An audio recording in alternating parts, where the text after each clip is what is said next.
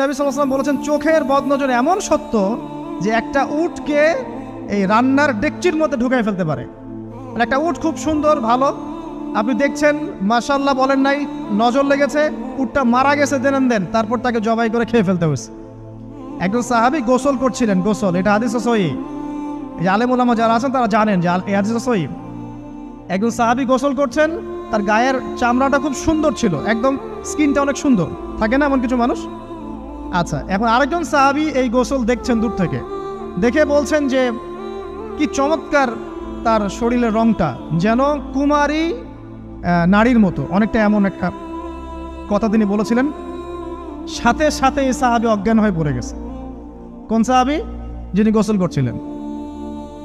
এটার আপনি কোনো ব্যাখ্যা দিতে পারবেন না, তো এখানে কোনো সায়েন্স দিয়ে বা মেডিকেল সায়েন্স দিয়ে আপনি কোনো ব্যাখ্যা করতে পারবেন না।